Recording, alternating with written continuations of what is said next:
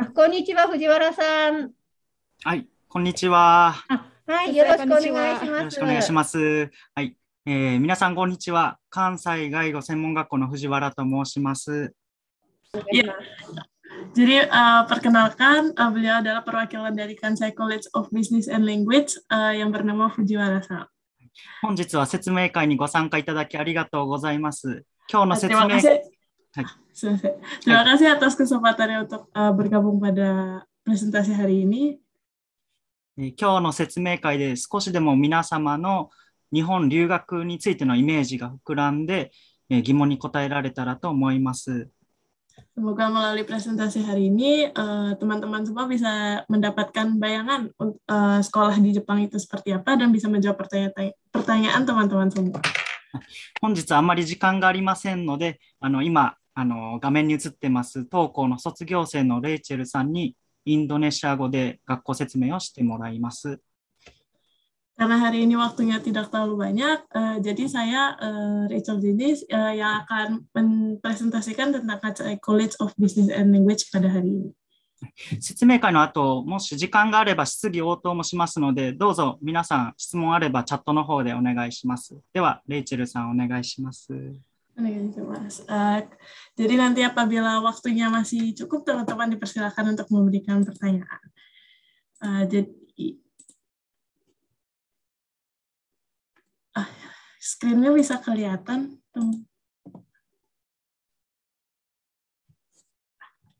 Jadi selamat sore teman-teman semua. Perkenalkan saya Rachel Jenis yang akan mempresentasikan tentang KCI College of Business and Language. Jadi sekolah ini terletak di kota Osaka yang merupakan kota kedua terbesar di Jepang setelah Tokyo. Kota Osaka ini termasuk dalam wilayah Kansai yang sekitarnya ada kota Kobe, Kyoto, Nara yang tidak kalah terkenal. Untuk di kota Osaka sendiri ada beberapa tempat hiburan yang terkenal juga. Salah satunya adalah Universal Studio Japan. Sekolah kami sendiri ini tepatnya terletak di daerah Tennoji yang ada di kanan bawah. Lalu sekolah kami ini sudah berdiri sejak tahun 1967 dan rata-rata siswa per tahunnya itu ada 400 siswa. Namun karena keadaan corona, tahun kemarin rata-rata siswanya menurun menjadi 200 siswa. Untuk kursus di sekolah kami sendiri, untuk program bahasa Jepangnya terdapat 2 kursus, yaitu studi jangka panjang dan studi jangka pendek. Untuk studi jangka panjang, pembelajarannya akan dimulai pada bulan April atau Oktober dengan masa pembelajaran 1-2 tahun. Untuk program studi jangka pendek, pelajaran akan dimulai pada bulan April, Juni, Oktober, atau Januari dengan masa pembelajaran 210 jam atau sekitar 3 bulan. Tentang kursus dari Kansai College sendiri, dia terdapat 16-21 tingkatan, yaitu tingkat dasar sampai lanjutan. Di sini teman-teman apabila masuk ke Kansai College, nggak perlu takut, aduh nanti pelajarannya susah nggak ya kalau misalkan bahasa Jepangku nggak selevel sama mereka gimana. Nggak perlu takut, karena pertama kali kalian masuk ke sekolah ini, kalian akan dites dulu kemampuan bahasa Jepangnya, lalu nanti kalian akan ditempatkan ke kelas yang teman-temannya selevel bahasa Jepangnya sama kalian. Satu kelasnya sendiri terdiri dari 14-20 siswa. Yang masing-masing kelasnya juga ada wali kelas yang akan membantu kalian apabila kalian ada kesulitan dalam belajar. Buku pelajaran yang dipakai di sini adalah buku pelajaran terbitan Kansai College sendiri. Untuk jadwal kelasnya, mungkin sedikit berbeda dengan sekolah lain. Untuk sekolah kami ini, jadwal belajarnya nggak ada kelas pagi atau kelas siang, melainkan kelas pagi dan kelas siang. Kelas paginya sendiri dimulai dari pukul 9 sampai pukul 11.50. Di sana kalian akan belajar pola kalimat atau tata bahasa. Lalu diselingi dengan makan siang dengan durasi 1 jam. Dilanjuti dengan kelas siang dari pukul 12.50 sampai 14.40. Khusus hari Selasa, Rabu, dan Kamis, teman-teman bisa lihat sendiri ada namanya kelas elektif. Kelas elektif itu merupakan kelas di mana teman-teman bisa memilih kelas tersebut sesuai dengan kebutuhan dan minat masing-masing. Contohnya ada kelas persiapan untuk JLPT, kelas untuk persiapan EJO, dan lain sebagainya. Berdasarkan kebutuhan teman-teman sendiri, misalkan teman-teman ini melanjutkan kuliah di Universitas Jepang, teman-teman bisa mengambil kelas elektif seperti pendengaran, EJO, atau JLPT. Namun apabila ingin mendapatkan pekerjaan di Jepang di perusahaan Jepang, teman-teman bisa mungkin ambil kelas bisnis Japanese dan lain sebagainya. Keistimewaan siswa program studi jangka panjang di sini adalah teman-teman bisa mendapat diskon siswa. Di sini adalah potongan harga untuk tiket kereta. Lalu berikutnya teman-teman juga bisa kerja sambilan sampai dengan 28 jam per minggunya, dan teman-teman punya kesempatan untuk mendapatkan beasiswa dari Kansai College sendiri. Beasiswa dari Kansai College sendiri ini ada 3 macam. Yang pertama, yang paling atas itu adalah Kansai College, di mana teman-teman dilihat dari semangat kalian belajar di sekolah ini. Jadi apabila absensi kalian bagus, nilai kalian bagus, kalian aktif di kelas, kalian punya kesempatan besar untuk mendapatkan beasiswa sebesar 70.000 yen sebanyak 1 kali. Lalu berikutnya, Kansai College dari hasil JLPT dan EJO. Di sini ada ketika teman-teman sudah selesai mengikuti ujian JLPT dan EJO, lalu dari skornya itu teman-teman paling tinggi satu sekolah, ketinggi 1, 2, dan 3, teman-teman bisa mendapat beasiswa sebesar 20-70.000 yen sebanyak 1 kali. Untuk fasilitas sekolahnya sendiri, sekolahnya sudah free wifi 1 gedung, lalu juga ada perpustakaan di mana teman-teman bisa meminjam buku, CD atau DVD, dan juga mendapatkan dokumen informasi universitas. Dan juga terdapat ruang serbaguna di mana teman-teman bisa gunakan untuk beribadah. Untuk akomodasinya sendiri di Osaka itu sewa per bulannya sekitar 35.000 sampai dengan 80.000 yen per bulannya. Untuk biaya kehidupan sehari-harinya, rata-rata per bulannya itu 70.000 sampai 100.000 yen per bulan, di mana itu sudah termasuk dengan biaya sewa kamar, makanan, transportasi, dan biaya lainnya. Untuk teman-teman yang ingin melanjutkan studi, dari Kansai College sendiri ada beberapa program yang mendukung teman-teman untuk melanjutkan studi ke S1 atau ke S2.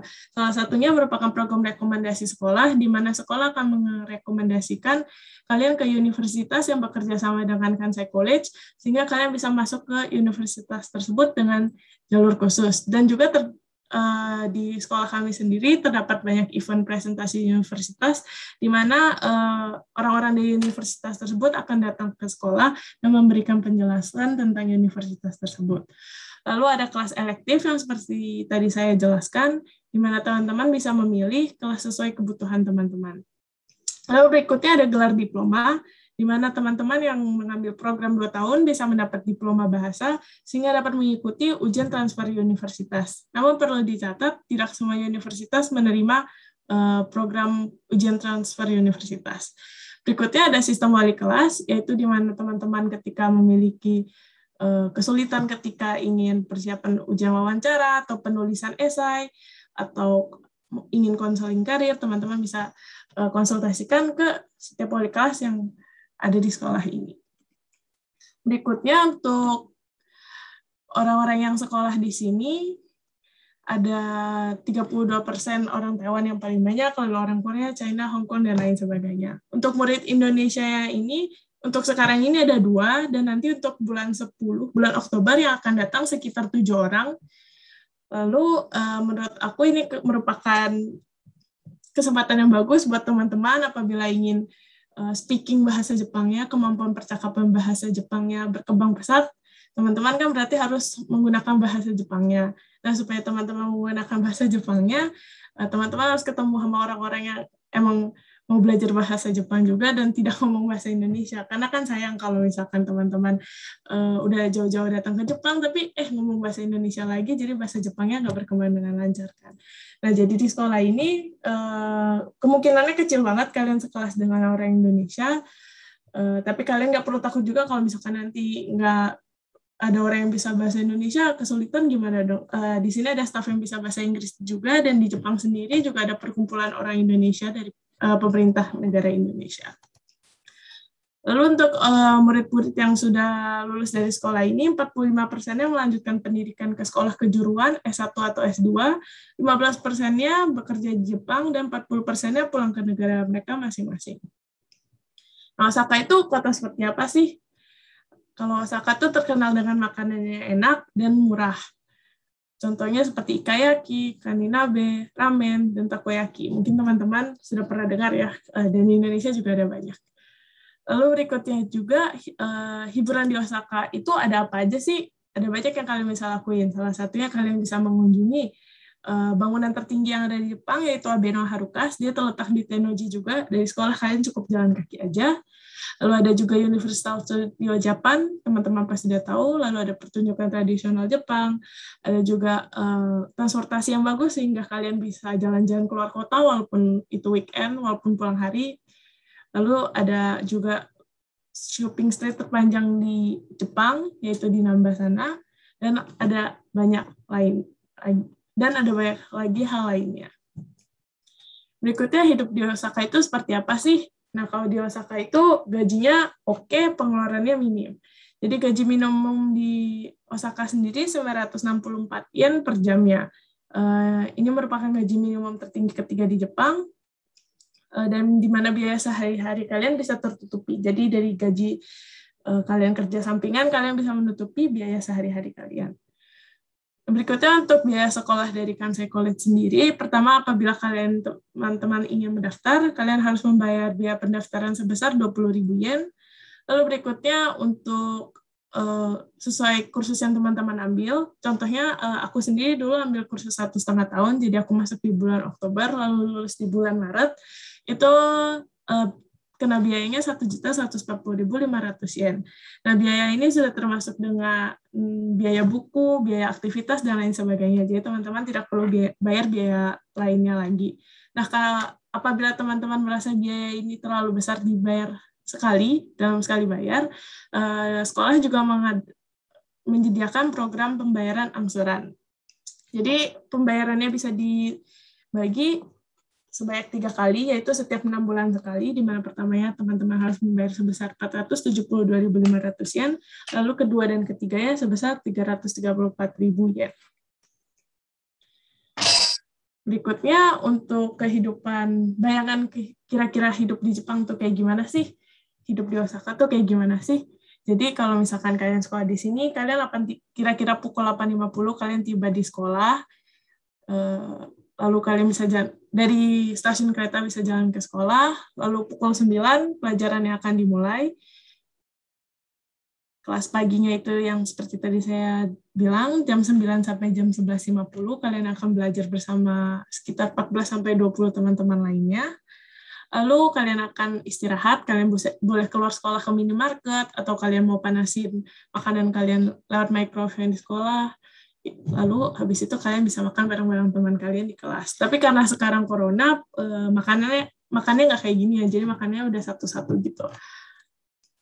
Lalu berikutnya kalian akan mengikuti kelas siang, dan di hari Selasa, Rabu, Kamis kelas elektif, jadi kalian pindah kelas, jadi kayak kuliah gitu.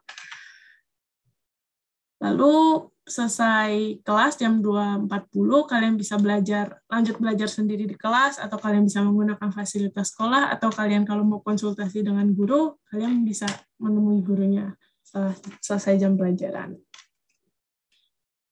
Lalu aktivitas di luar sekolah ini ada beberapa aktivitas, yaitu hiking, sport turnamen, wisata sekolah, festival pelajar, lomba pidato, dan lain sebagainya. Namun karena corona, ada beberapa yang ditiadakan atau diganti menjadi online. Nah, ini ada sedikit foto dari guru-guru Kansai College dan para staf Kansai College. Terima kasih atas perhatiannya. Apabila teman-teman ada pertanyaan, boleh silahkan ditanyakan saja. Baik, terima kasih Rachel-san untuk penjelasannya. Buat teman-teman yang mau bertanya, boleh langsung lewat chat Zoom aja ya.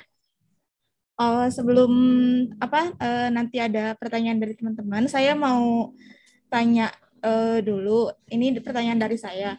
Mungkin banyak juga dari pelajar atau orang tua gitu yang mau sekolah ke Jepang. Tapi sekarang ya dari tahun kemarin itu kan pandemi gitu.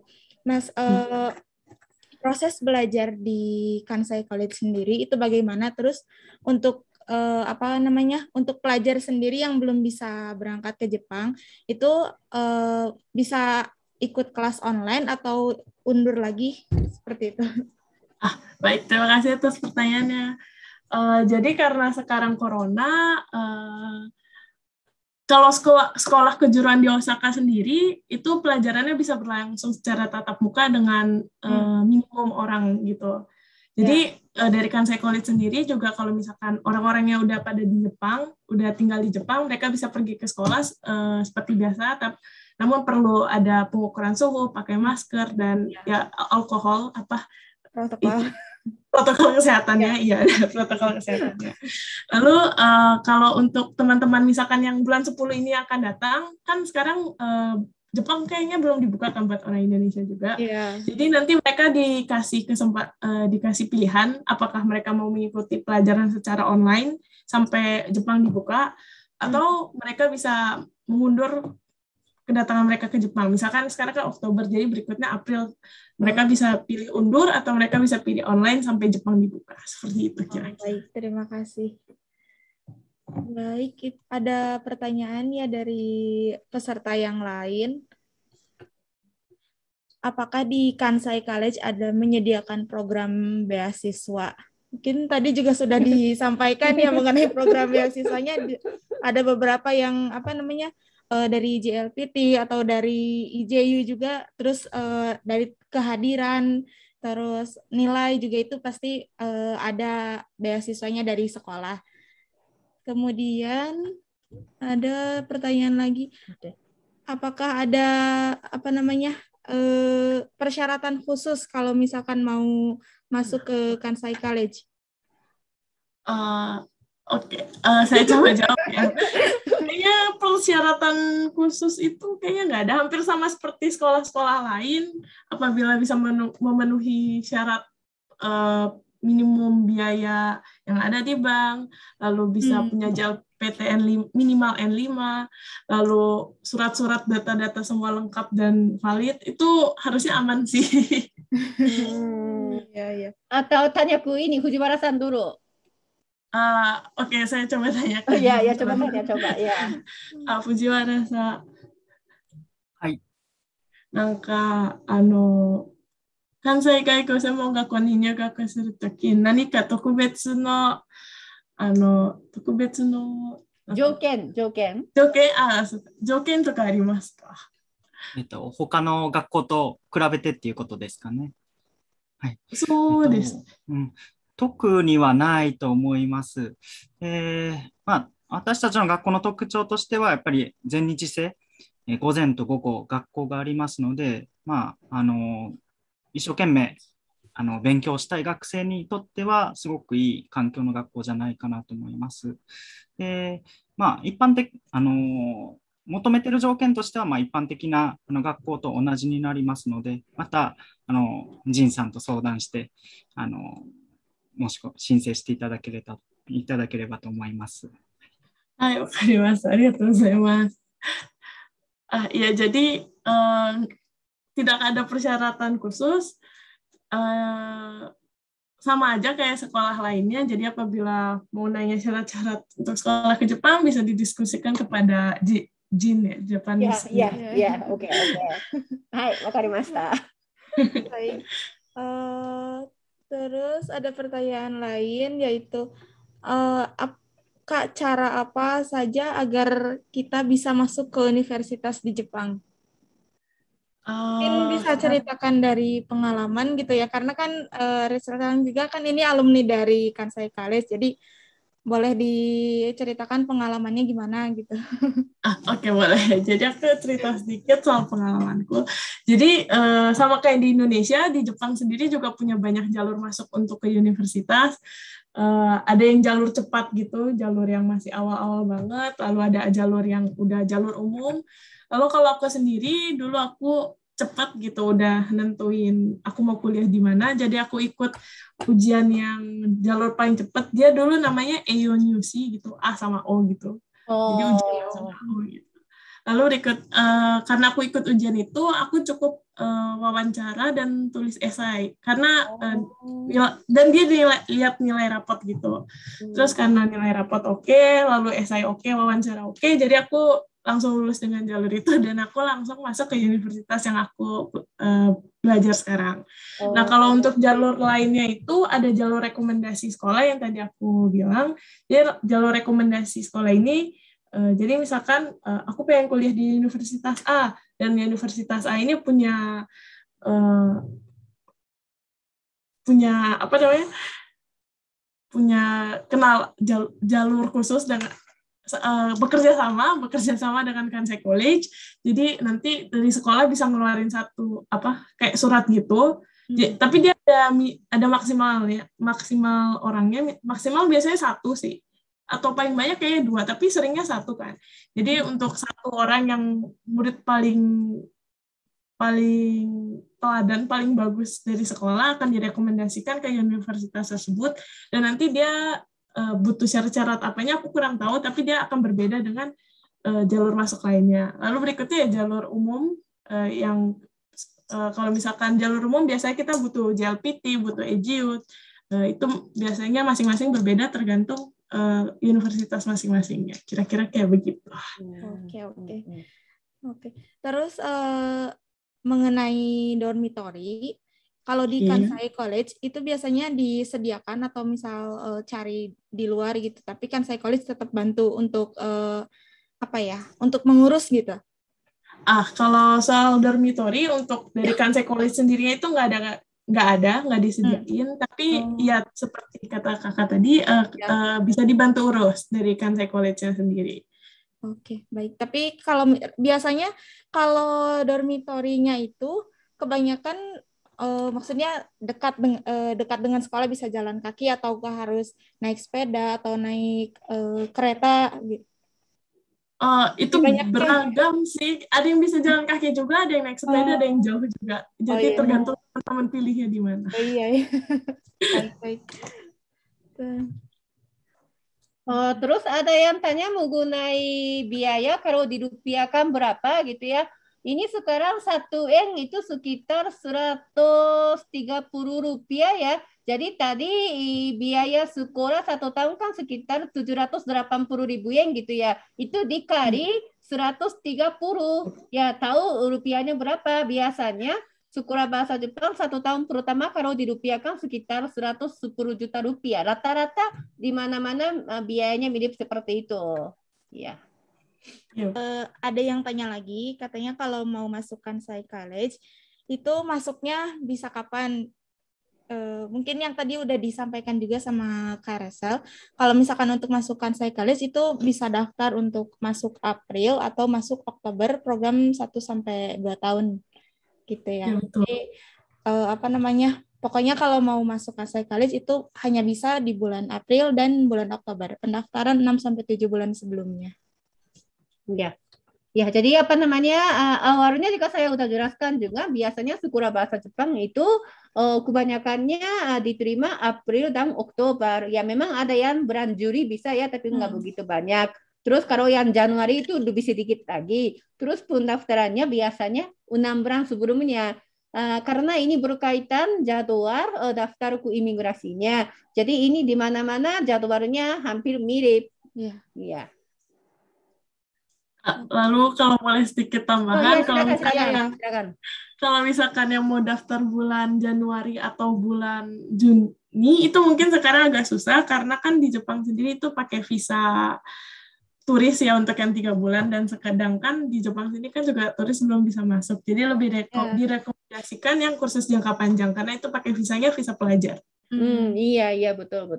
Jadi kalau sebelum COVID itu ya sebenarnya kalau orang Indonesia mau belajar di Jepang jangka pendek, misalnya 1 bulan, 2 bulan, 3 bulan itu bisa dengan visa turis ya. Tapi sekarang karena COVID ya, orang Indonesia dengan visa pelajar pun belum bisa berangkat ke Jepang, apalagi visa turis belum bisa tahu kapan gitu ya. Ya. Jadi lebih baik daftar langsung dengan visa pelajar untuk jangka panjang gitu ya. Iya, betul. buat jaga-jaga juga ya Sensei. Iya. Terus katanya apa sih suka dukanya belajar di Kansai College? Jadi belajarnya itu kan tadi dari pagi sampai siang ya belajarnya.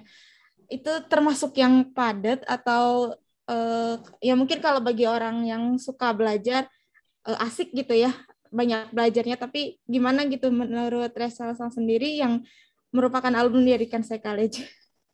Kalau aku sendiri bersyukur sih ya jam pelajarannya panjang. Kenapa? Karena aku kalau misalkan nggak di sekolah itu nggak belajar biasanya.